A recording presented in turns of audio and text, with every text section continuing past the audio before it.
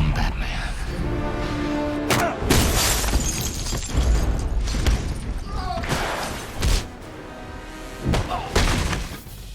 When it was announced that Robert Pattinson would be the latest actor to step into the iconic role of Batman, fans of the Caped Crusader were surprised, to put it mildly. No! God, please, no! No! While he might not have been their first choice for the next Batman, we're here to make the case that not only will Pattinson be good, he's going to be even better than some of the Bats who came before. Look, we're gonna get this out of the way right now. We get it. Twilight was not good for most people over the age of 13. You better hold on tight, Spider Monkey.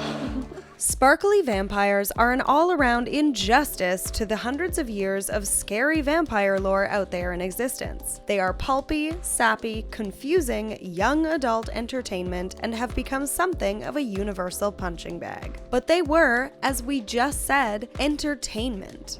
And let's face it, I am hotter than you.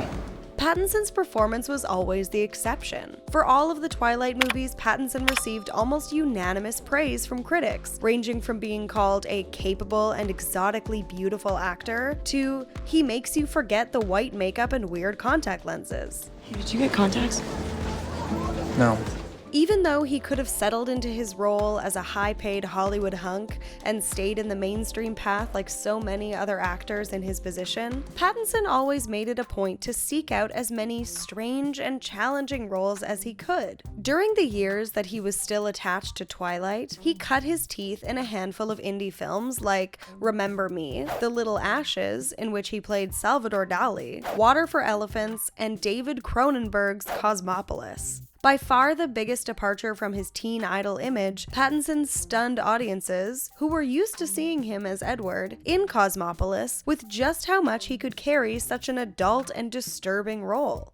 And yet, even then, he still struggled to be taken seriously by the greater public. Pattinson himself even hated Twilight for a while because of his attachment to the movies. There are a ton of interviews out there in which he seems to trash his character. There's a lot of stuff in the Twilight world that doesn't make any sense.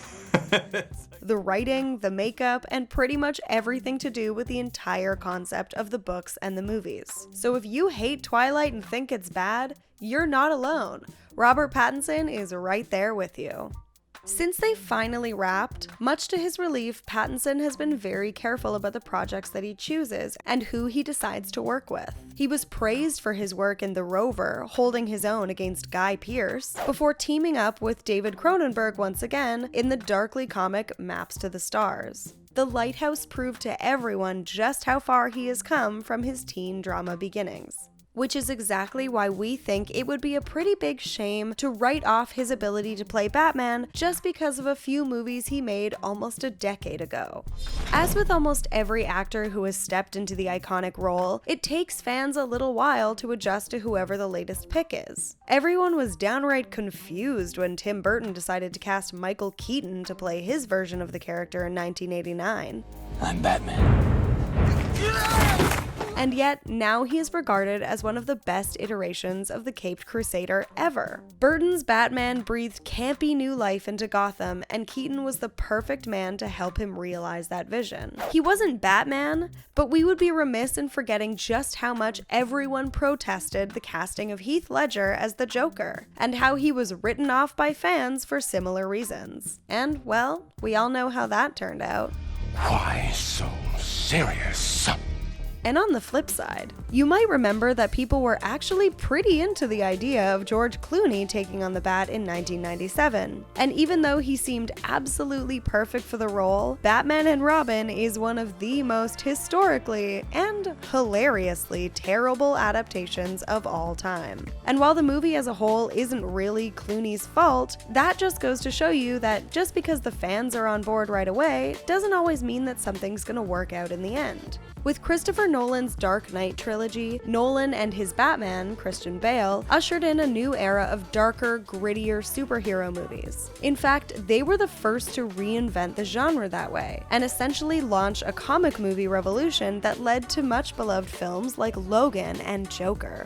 Suddenly, the camp and silliness that the original Adam West Batman series and directors like Tim Burton had brought to their films was out of fashion. And the idea that these popular stories could be taken and turned into much darker, more human, and more adult content was all anybody wanted to make. The kids who grew up loving Batman had grown up, and this new style of comic book movie suited their sensibilities a whole lot more than George Clooney and his atomically correct batsuit. Instead of an unapproachable billionaire playboy, Bale and Nolan's Batman was a deeply flawed man struggling to make peace with the trauma of his childhood while trying to understand his place in the world and in Gotham. I swear to God. Swear to me! It's that spirit that DC desperately tried to keep up with when they decided to cast Ben Affleck as the next Bat and bring the Justice League to the big screen. Fresh off of a critically acclaimed performance in Gone Girl and newly jacked, Affleck looked ready to take flight with 2016's Batman vs. Superman: Dawn of Justice. To your blade. Together with Zack Snyder, Affleck aimed to create a Batman who was, as he put it, a little older, a little more world-weary, along with more cynical, darker, and more jaded. And to his credit, that is exactly what he did.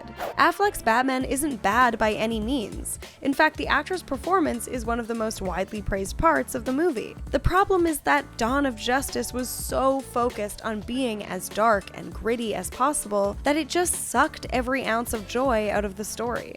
Where Nolan's trilogy are definitely dark, they never cross over into sheer misery in the same way that Dawn of Justice does.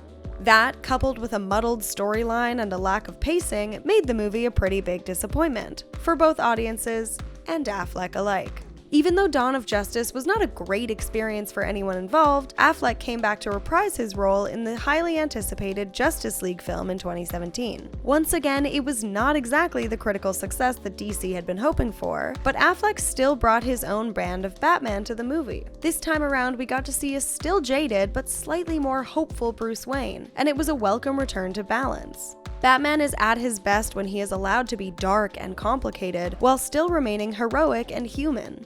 Affleck actually did that very well. He walked as close as possible to the darkness without stepping into it. And even though the movie itself was highly flawed, his performance stands out as one of the best parts of it. We know that he was supposed to get his own Batman film, but that those plans were scrapped after the first two films did not go as planned. And ever since it was announced that Robert Pattinson would be stepping into the role, Affleck has said that he is done with the part and happy to move on to different things. So what do we know about this new Batman movie? Will it be as dark and gritty as those that came before it? Or will it be a return to the campy origins of the comic character?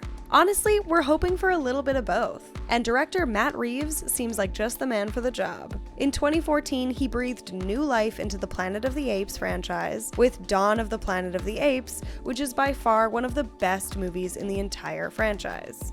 As for the Batman, Reeves has said that this movie will take a more noir direction with the character and will see Bruce Wayne doing a lot more of the classic detective work that the genre is famous for. Together, he and Pattinson want to explore Batman's complicated morality and just how much he walks the line between good and evil, all while keeping the emotional connection at the center of the movie. It's clear that these changes will be reflected in the way that Batman moves through the world as well, as the images of his brand new Batsuit and Batmobile make that pretty clear. From what we can tell, the new suit keeps Batman armed to the teeth and ready to fight. There's nothing sleek or shiny about it, and in the most interesting detail that fans have noticed is that the bat symbol on his chest appears to have been forged out of a gun. Quite possibly the gun responsible for taking his parents' lives? We can't be sure yet, but that attention to detail definitely makes us excited to see what Reeves and Pattinson have in store. And in a detail that made a few of us jump for joy, when Reeves posted a picture of the new Batmobile on Instagram, we couldn't help but notice that it looks pretty familiar. And not because Reeves has gone the way of Nolan and Snyder and given Batman something of a car/tank hybrid to cruise around him.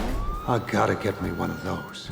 Oh no, this one is a whole lot sleeker and a whole lot more like the original Batmobile before it got its Christopher Nolan update and became the Tumbler. It doesn't look like any car we'd want to mess with, but it shows something about the type of movie that Reeves is going to make. New, updated, but with a foot in the past and a wink to the die-hard comic fans. Which, if you think about it, is everything we could hope for from a brand new Batman movie.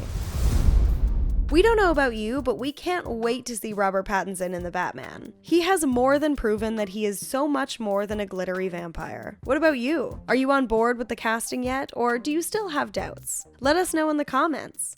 And don't forget to hit subscribe to keep up with all of the latest videos from ScreenRant.